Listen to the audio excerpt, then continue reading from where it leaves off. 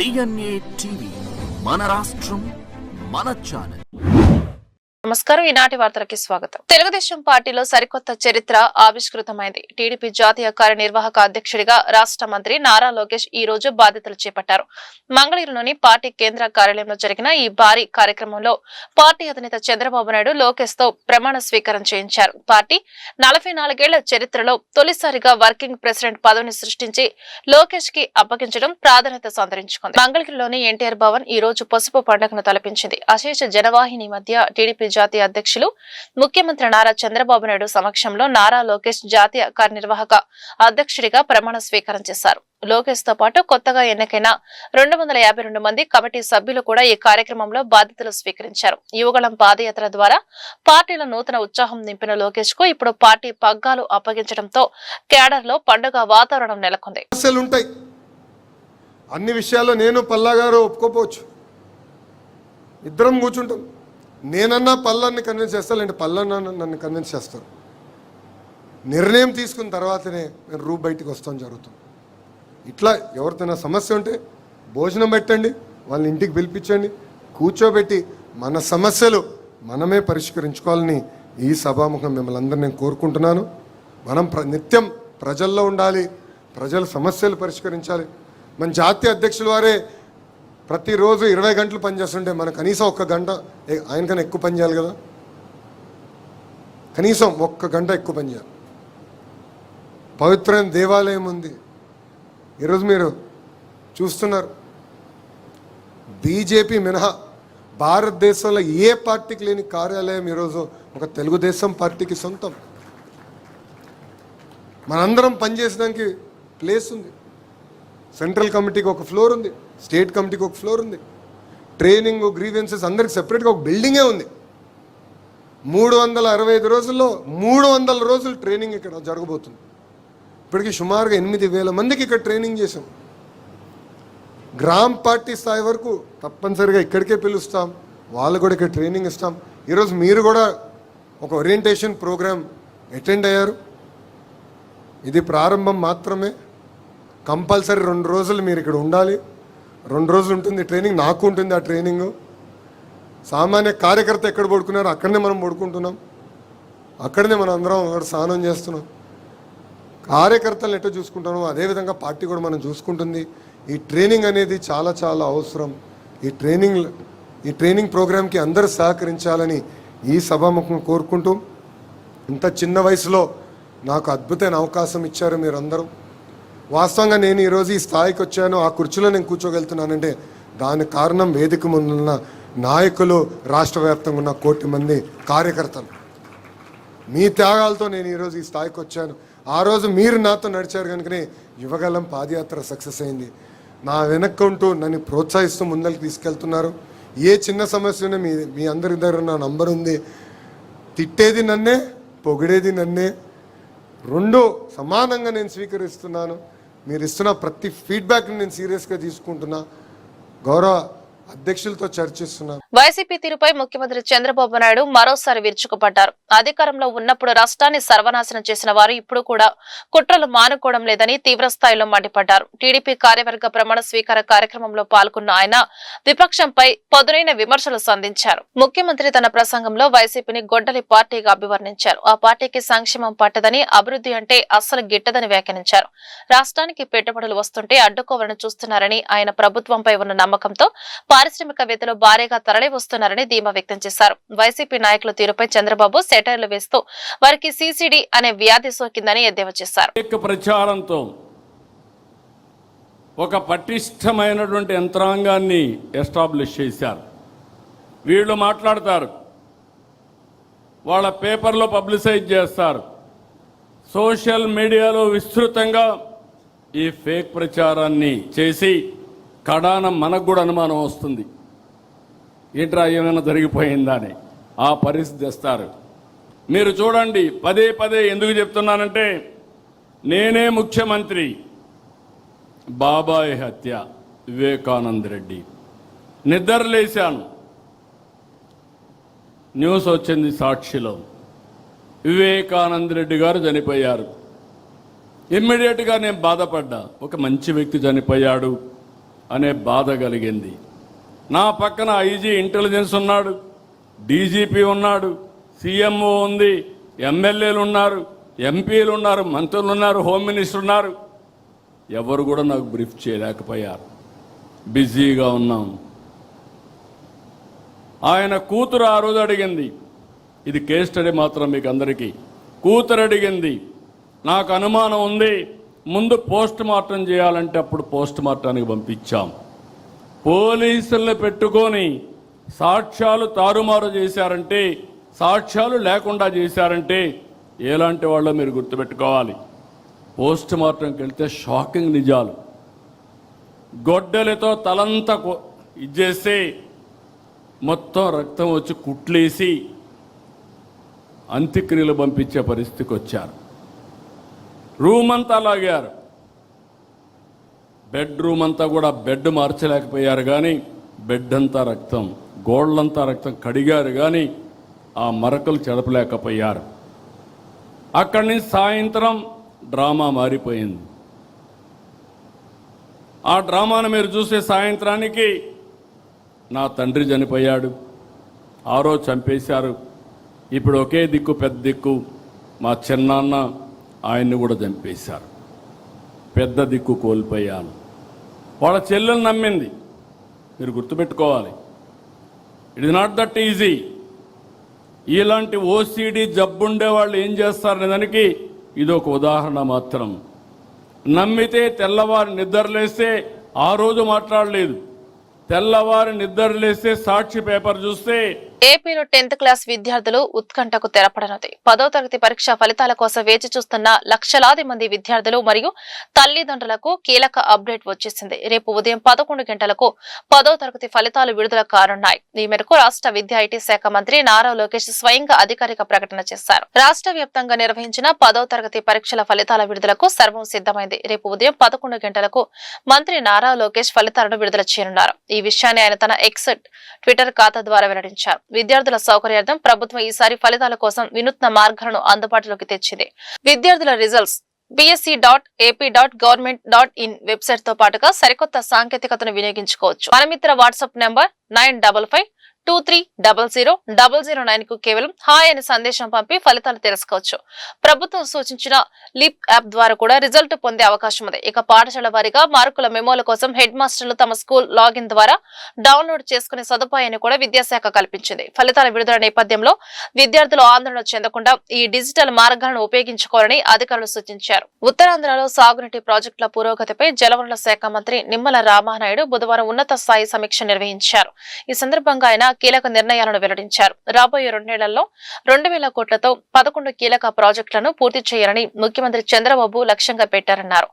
ఈ ప్రాజెక్టుల ద్వారా 2.69 లక్షల ఎకరాల కొత్త ఆయకట్టు సాగులోకి రావడమే కాకుండా మరో 2.49 లక్షల ఎకరాల ఆయకట్టు స్థిరీకరణ జరుగుతోందన్నారు.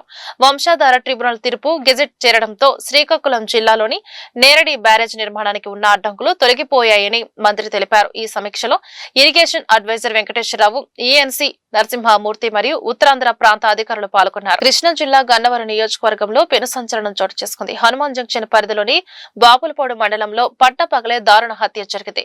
పాత కక్షల నేపథ్యంలో ఓ వ్యాపారిని కారుతో ఢీకొట్టి అత్యంత కిరాతకంగా మట్టిపెట్టారు. ఈ ఘటన స్థానికంగా తీవ్ర భయాందోళనకు రేకెత్తించింది. హనుమాన్ జంక్షన్ లోని ప్రముఖ వ్యాపార సంస్థ హెచ్మార్ట్ యజమాని వడ్డీ క్రాంతి కిరణ్ దారుణ హత్యకు గురయ్యారు. మంగళవారం రాత్రి తన వ్యాపార కార్యకలాపాలు ముగించుకొని యథావిధిగా ద్విచక్ర వాహనంపై ఇంటికి వెళ్తుండగా ఈ ఘాతుకం జరిగింది. ముందస్తు పథకం ప్రకారమే మాటు వేసిన నిందితులు క్రాంతి కిరణ్ వాహనాన్ని కారుతో బలంగా ఢీకొట్టారు. హనుమాన్ జంక్షన్ కు చెందిన ఓ వ్యక్తి పాత కక్షలను మనసులో పెట్టుకుని ఈ దాడికి పాల్పడినట్లు ప్రాథమిక సమాచారం అందుతోంది. ధర్మవరం నుంచి నరసాపురం వెళ్తున్న రైల్వే స్టేషన్ లో తెల్లవారుజామున హైడ్రామా చోటు చేసుకుంది. టీజీని చూసి భయపడిన ఒక వ్యక్తి ఏకంగా రైలు పైకప్పు ఎక్కి హల్చల్ చేశాడు. దీంతో ప్రయాణికులు ఒక్కసారిగా బిత్తరిల్లారు. ధర్మవరం నుంచి నరసాపురం వెళ్తున్న రైల్వే స్టేషన్ లో బుధవారం తెల్లవారుజామున తీవ్ర కలకలం రేగింది.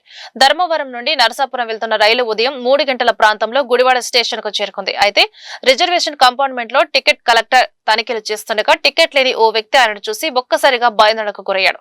టీసీకి దొరికిపోతారనే భయంతో ఆ వ్యక్తి కంపార్ట్మెంట్ లోపల నుంచి కాకుండా ఏకంగా రైలు పైకప్పు మీదకు ఎక్కేశాడు. కదులుతున్న రైలుపై అతడు చేస్తున్న ప్రమాదకర విన్యాసాలు చూసి స్టేషన్లోని ప్రయాణికులు ఆహాకారాలు చేశారు. ప్రకృతి సంపదను కాపాడుతున్న వారికి ఆర్థికంగా వెన్నుదన్నుగా నిలిచేందుకు ప్రభుత్వం యాక్సిస్ బెనిఫిట్ షేరింగ్ విధానాన్ని బలోపేతం చేయనుందని Andhra Pradesh biodiversity board chairman Neelayapalem Vijay Kumar వెల్లడించారు. సముద్ర గర్భం నుంచి మత్స్య సంపదను సేకరించే మత్స్యకారులకు కూడా ఎగుమతి లాభాల్లో వాటా కల్పించి వారి ఆర్థిక అభివృద్ధికి తోడ్పడాలన్నది ప్రభుత్వ లక్ష్యమని వెల్లడించారు. ఆంధ్రప్రదేశ్ రాష్ట్ర జీవ వైవిధ్య మండలి, నేషనల్ బయోడైవర్సిటీ అథారిటీ సంయుక్త ఆధ్వర్యంలో సముద్ర వనరులలో యాక్సెస్ అండ్ బెనిఫిట్ షేరింగ్ పై వర్క్ షాప్ బుధవారం బందర్ రోడ్ లోని ప్రముఖ హోటల్లో నిర్వహించడం జరిగింది. ఈ కార్యక్రమంలో పాల్గొన్న Andhra Pradesh biodiversity board chairman Neelayapalem Vijay Kumar మీడియాతో మాట్లాడుతూ తరతరాలుగా ఎర్రచందనం చెట్లను కాపాడుతున్న రైతులకు వారు విక్రయించిన విలువలపై 5% మేర వాటా అందజేయాలని, సముద్ర గర్భం నుంచి మత్స్య సంపదను సేకరించే మత్స్యకారులకు కూడా ఎగుమతి లాభాల్లో వాటా కల్పించాలన్నదే ప్రభుత్వ ముఖ్య ఉద్దేశమన్నారు. అదేవిధంగా రాష్ట్రంలో ఏటా సుమారు 3,700 కోట్ల విలువైన మత్స్య సంపద లభిస్తుండగా ప్రాసెసింగ్ అనంతరం దాని విలువ 8,000 కోట్లకు చేరుతోందన్నారు. ఈ భారీ లాభాల్లో వాస్తవ మత్స్యకారులకు భాగస్వామ్యం కల్పించేలా 2023 జీవ వైవిధ్య చట్టం ప్రకారం చర్యలు చేపట్టారన్నారు. ఫార్మర్స్ కి యాక్సెస్ బెనిఫిట్ షేరింగ్ కింద వాళ్ళు ఇన్ని రోజులు ఎలాగైతే నన్ను ఎర్రచందనాన్ని కాపాడారో ఆ కాపాడిన దానికి బేస్గా 5% అనేది వాళ్ళకి యాక్సెస్ బెనిఫిట్ షేరింగ్ కింద ఇవ్వాలనే ఉద్దేశంతో స్టార్ట్ చేయబడింది access benefit sharing system. So ఇన్ని రోజులు దాన్ని కాపాడారు, దాన్ని సంవత్సరాలుగా కొన్ని తరాలుగా ఆ యొక్క చెట్లను కాపాడుతున్నారు కాబట్టి వాళ్ళ సేల్ వాల్యూ ఎంతకైతే ఈ ఫార్మర్స్ అమ్మారు, నేను చెప్పేది వైల్డ్ ఫారెస్ట్లో పోలీసులు వీళ్ళు ఇచ్చేసింది కాదు, రైతులు అమ్మింది. సో అదేవిధంగా మనం సముద్ర గర్భంలో నుంచి తీసిన మత్స్య సంపద కూడా కొంత యాక్సెస్ బెనిఫిట్ షేరింగ్ రావాలి. అంటే వీళ్ళు ఫర్ ఎగ్జాంపుల్ మనం ఆంధ్రప్రదేశ్లో దాదాపు 3,700 కోట్ల రూపాయలు విలువయ్యే సముద్ర ఉత్పత్తిని ప్రతి సంవత్సరం పట్టిస్తాం. అవి ప్రాసెసింగ్ అయ్యి బయటకు వచ్చేప్పటికి దాదాపు 7 నుంచి 8,000 కోట్ల రూపాయలకు వస్తుంది. సో ఎక్స్పోర్టర్స్ దాన్ని సేల్ చేసుకున్నారు, లాభాలు వస్తున్నాయి. కానీ యాక్చువల్ మత్స్యకారులకు ఈ లాభాల్లో వాటా వస్తుందా కొంతన్నా, అంటే అది ఎంత అంటే ఒక్కొక్క ఫిష్ని బట్టి మారుతూ వస్తుంది. ఈ లాభాల్లో కొంతన్నా ఈ మత్స్యకారులకు రావాలి అన్న మెయిన్ ఉద్దేశమే ఈ యాక్సెస్ బెనిఫిట్ షేరింగ్ సిస్టమ్. ఇది మనం ఏదో కొత్తగా పెట్టింది కాదు. 2002 ద బయోడైవర్సిటీ యాక్ట్ ప్రకారం ఉంది. 2023 బయోడైవర్సిటీ యాక్ట్ ప్రకారం దాన్ని పార్లమెంటు చట్టం చేసింది. ఆ పార్లమెంట్ చట్టం ప్రకారమే ఎవరైతే మత్స్య సంపదని సముద్ర గర్భంలో తీస్తారో, అది అమ్ముతారో, ఆ అమ్మినప్పుడు ఒక్కొక్క ఫిష్ బేస్ చేసుకుని, అంటే ఆ ఫిష్ వాల్యూ ఎక్కువ ఉంటుంది, ఒక్కొక్క ఫిష్ వాల్యూ ఒక్కొక్క విధంగా ఉంటుంది కాబట్టి కేస్ బేసిస్ మీద నేషనల్ బయోడైవర్సిటీ అథారిటీ వాళ్ళు ఆల్రెడీ 2025లో ఒక ఎక్స్పర్ట్ కమిటీని వేశారు. ఆ expert committee is looking after దాన్ని ఇన్వెంటరీ, ఒక్కొక్క ఫిష్కి ఎంతెంత రేట్ ఇవ్వాలని ఆ రేట్ బేస్ చేసుకొని దాని నెంబర్స్ని నిశ్చయం చేసిన తర్వాత ఎక్స్పోర్టర్స్ దగ్గర నుంచి ఆ యొక్క ఎంత పర్సంటేజ్ చెప్పారో ఆ పర్సంటేజ్ కలెక్ట్ చేసి అది రాష్ట్ర జీవ వైవిధ్య మండలి ఏర్పాటు చేసిన బయోడైవర్సిటీ మేనేజ్మెంట్ కమిటీస్ ఉన్నాయి. సో దాదాపు 3,000 బిఎంసీలు బయోడైవర్సిటీ మేనేజ్మెంట్ కమిటీలు మన కోస్తా ఏరియాలో ఉన్నాయి. అంటే ఏమంటారు, ఇక్కడ మన నెల్లూరు నుంచి వైజాగ్, శ్రీకాకుళం దాకా. సో ఈ ఏరియాలో 3,000 బయోడైవర్సిటీ మేనేజ్మెంట్ కమిటీస్ ఉన్నాయి కాబట్టి వీళ్ళందరిలో మత్స్యకారులు యాక్చువల్గా ఎవరుంటే వాళ్ళ ఏరియాలో కావచ్చు, డైరెక్ట్గా కావచ్చు, సోషియో ఎకనామిక్ యాక్టివిటీస్ చేపట్టడానికి ఈ ఏబిఎస్. వేసవిలో మొక్కల సంరక్షణకు చర్యలు వేగవంతం చేయాలని విజయవాడ నగరపాలక సంస్థ కమిషనర్ ధ్యానచంద్ర అన్నారు. వేసవి కాలాన్ని దృష్టిలో ఉంచుకుని నగరంలోని వర్టికల్ గార్డెన్స్ సంరక్షణపై ప్రత్యేక శ్రద్ధ తీసుకోవాలని అధికారులకు సూచించారు. బుధవారం ఉదయం తన పర్యటనలో భాగంగా Ranigari Thota, Netaji bridge, MG road, bench circle ప్రాంతాలని పర్యటించి క్షేత్ర స్థాయిలో పరిశీలించారు. ఈ సందర్భంగా ఆయన మాట్లాడుతూ వేసవి కాలాన్ని దృష్టిలో ఉంచుకుని నగరంలోని వర్టికల్ గార్డెన్ సంరక్షణపై ప్రత్యేక శ్రద్ధ తీసుకోవాలని అధికారులకు సూచించారు. ఎండ తీవ్రత వల్ల మొక్కలు ఎండిపోకుండా తరచుగా నీరు పోయడం, అవసరమైన రక్షణ చర్యలు తీసుకోవడం తప్పనిసరి అని పేర్కొన్నారు. ప్రత్యేకంగా బెంచ్ సర్కిల్ వద్ద ఉన్న వర్టికల్ గార్డెన్స్ పై అధిక దృష్టి పెట్టాలని, జనసాంద్రత ఎక్కువగా ఉండే ప్రాంతాల్లో పర్యావరణ పరిరక్షణ కోసం ఏర్పాటు చేసిన ఈ గార్డెన్స్ ను సక్రమంగా నిర్వహించాలని ఆదేశించారు. కరెంటు ఛార్జీల విషయంలో కూటమి ప్రభుత్వం ప్రజలను దగా దగా చేసిందని సిపిఎం రాష్ట్ర కార్యదర్శి వర్గ సభ్యులు కామ్రేడ్ సిహెచ్ బాబురావు నాయకులు విమర్శించారు. ఎన్నికల వేళ విద్యుత్ ధరలు పెంచబోమని తగ్గిస్తామని హామీ ఇచ్చి అధికారంలోకి వచ్చాక అందుకు విరుద్ధంగా వ్యవహరిస్తున్నారని ఆరోపణలు చేశారు. అదనపు వసూలపై బహిరంగ చర్చకు సిద్ధమా అని ప్రభుత్వానికి సవాల్ విసిరారు. బుధవారం సిపిఎం రాష్ట్ర కార్యాలయం శ్రీశ్రీ భవన్ లో మీడియా సమావేశం జరిగింది. ఈ సమావేశంలో సిపిఎం రాష్ట్ర కార్యదర్శి వర్గ సభ్యులు కామ్రేడ్ సిహెచ్ బాబురావు, రాష్ట్ర కమిటీ సభ్యులు కామ్రేడ్ దోనెపూడి కాశీనాథ్ పాల్గొని మాట్లాడుతూ గత 2 ఏళ్ల కాలంలో సర్దుబాటు ఛార్జీలు ఎఫ్ఈపీసీఏ పేరుతో రాష్ట్రంలోని 1,60,00,000 మంది వినియోగదారులపై దాదాపు 20,000 కోట్ల అదనపు భారం మోపారన్నారు. ప్రభుత్వ యూనిట్కు 13 పైసలు తగ్గించామని చెబుతున్న మాటలు పచ్చి అబద్దమని, వాస్తవానికి నెలవారీగా యూనిట్కు 1.5 నుంచి 85 పైసల వరకు అదనంగా వసూలు చేస్తున్నారన్నారు. ఈ అదనపు వసూలపై సాక్ష్యాధారాలతో సహా బహిరంగ చర్చకు సిద్ధమా అని సవాల్ విసిరారు. స్మార్ట్ మీటర్లది పోరాటం సాగటం వల్లే వ్యవసాయ పంపు సెట్లకి విద్యుత్ మీటర్ల ప్రక్రియ, స్మార్ట్ మీటర్ల ప్రక్రియ ఆగిపోయింది.